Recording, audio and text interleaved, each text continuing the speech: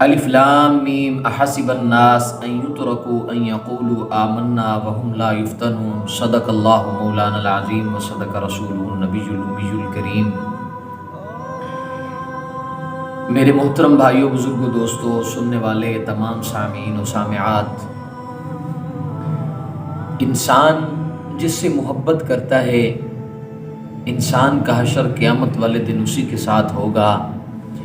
آقا دو جہاں صلی اللہ علیہ وسلم کے پاس ایک صحابی رسول تشریف لائے اور آ کر کے فرمانے لگے، واللہ یا رسول اللہ، واللہ انی لأحبک، یا رسول اللہ، اللہ کی قسم میں آپ سے محبت کرتا ہوں۔ پیارے حبیب صلی اللہ علیہ وسلم نے فرمایا، انظر ماذا تقول، میرے صحابی تم کیا کہہ رہے ہو، تمہیں پتہ ہے؟ پھر اس نے کہا، واللہ انی لأحبک یا رسول اللہ صلی اللہ علیہ وسلم، اللہ کی قسم اے رسول اللہ میں آپ سے محبت کرتا ہوں۔ میرے نبی نے پھر فرمایا، سوچ لو تم کیا کہہ رہے ہو۔ اس نے پھر کہا، اللہ کے نبی، اللہ کی قسم میں آپ سے محبت کرتا ہوں۔ جب تیسری دفعہ کہا تو میرے پیارے حبیب صلی اللہ علیہ وسلم نے فرمایا، انظر ماذا تقول، دیکھ لے تو کیا کہہ رہا ہے۔ اور پھر میرے نبی نے فرمایا، اچھا پھر تو تیار ہو جا فقر کے لیے، پھر تو تیار ہو جا پریشانیوں کے لیے، پھر تو تیار ہو جا بھوک کو برداشت کرنے کے لیے، اس لیے کہ جس نے بھی مجھ سے محبت کی، وہ میری محبت نے اس سے امتحان ضرور لیا کہ وہ کچا ہے یا پکا ہے۔ اے قربان جاؤں، یہاں بات ذہن میں آئی کہ حضرت بلال احد احد کی صدائیں بلند کرتے ہیں، اور کبھی ابو جہل مارتا ہے، کبھی امیہ بن خلف مارتا ہے، کبھی کوئی آ کر کے بلال پر ظلم اور تشدد کرتا ہے، اور بلال آواز سے کہتا ہے احد احد۔ صحابہ نے، گزرنے والوں نے کہا، بلال یار تو آرام سے کہہ لیا کر اللہ اللہ، تو کیوں آواز سے کہتا ہے تاکہ تجھے مارے نہیں؟ خدا کی قسم بلال نے جو جواب دیا، بلال نے کہا، میرا رب مجھے چیک کر رہا ہے کہ بلال کہیں کچا تو نہیں ہے۔ اللہ اکبر۔ بلال، اللہ کے نبی کی محبت انسان سے امتحان ضرور لیتی ہے، کیا میرا بندہ میری محبت میں پکا ہے کہ کچا ہے؟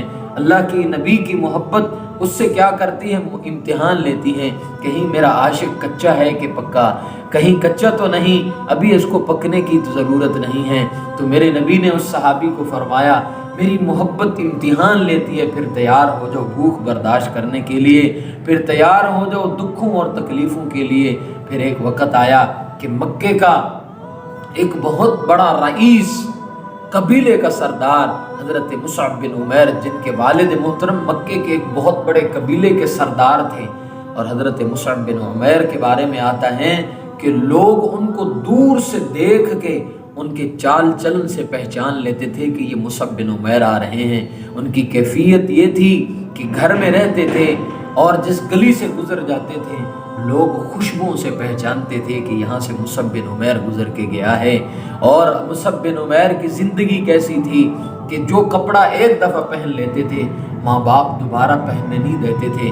اتنے لاڈوں اور پیاروں سے پلے ہوئے حضرت مصعب بن عمیر کہ مکے کی عورتیں اور لڑکیاں یہ چاہتی تھیں کہ کہیں مصعب کے دل میں ہماری بھی جگہ بن جائیں اور ہم اپنا گھر مصعب کے ساتھ کیا کر لیں، بسا لیں۔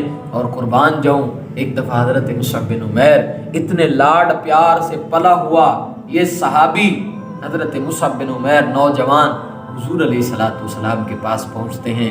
حضور کو دیکھا، حضور نے ان کو دیکھا اور فرمایا، اللہ کے نبی مجھے کلمہ پڑھائیے، میں مسلمان ہونا چاہتا ہوں۔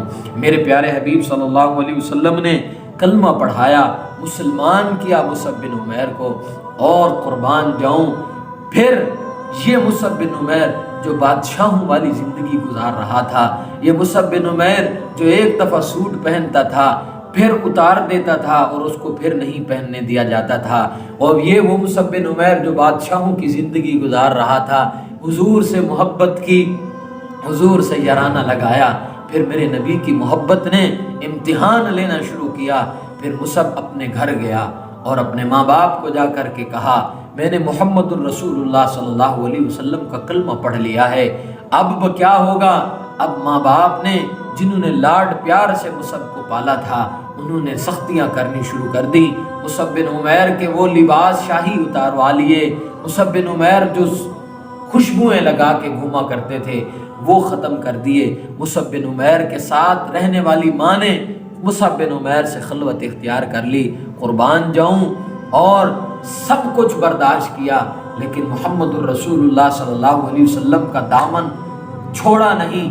پھر ایک وقت آیا، ماں نے ایک پلندہ اختیار کیا، کہا میں نے اس کی کیا کی ہے، پرورش کی ہے، مجھے پتا ہے، میں نے اس کو جس لاڈ پیار سے پالا ہے، ذرا اس کو جا کے کہو مصعب کو کہ تمہاری ماں نے کہا ہے جب تک دین محمدی کو نہیں چھوڑو گے نہ کھاؤں گی نہ پیوں گی نہ سائے میں بیٹھوں گی، لہذا یہ تڑپ کر میری طرف لوٹ کر کے آئے گا۔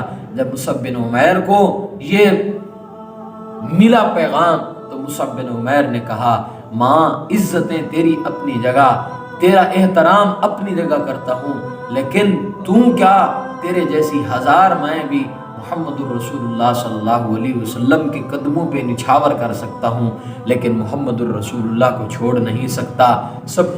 سب کچھ برداشت کیا، محمد الرسول اللہ سے بے وفائی نہیں کی بلکہ ان کے ساتھ جڑے رہے۔ میرے بھائیوں، بزرگوں، دوستوں، سننے والے تمام لوگوں اور بالخصوص میں بھی، میرے اللہ نے قرآن مجید میں فرمایا الف لام میم حسب الناس ان یترکوا ان یقولوا آمنا وهم لا یفتنون، کیا تم نے کہا کہ ہم ایمان لے آئے اور تم نے گمان کر لیا کہ بس تم مومن ہو گئے اور تمہیں آزمایا نہیں جائے گا، بلکہ جب تم دین کی راہوں پہ چلو گے اللہ تمہارے درجے بلند کرنے کے لیے تمہیں تھوڑا سا آزمائے گا ضرور، پکے رہنا۔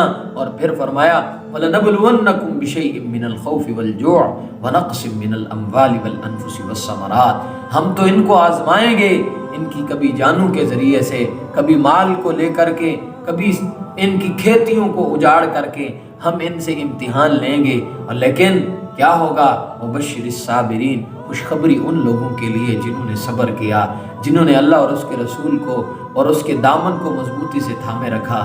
اس لیے میرے بھائیوں، بزرگوں، دوستوں، اپنی محبتوں کا معیار محمد الرسول اللہ صلی اللہ علیہ وسلم کی ذات اقدس کو بنائیں، تاکہ کل قیامت کی صبح اللہ ہمیں اپنے نبی کی شفاعت نصیب فرمائے۔ اللہ مجھے، آپ کو، ہم سب کو محمد الرسول اللہ صلی اللہ علیہ وسلم سے سچی محبت نصیب فرمائے۔ وما علیہ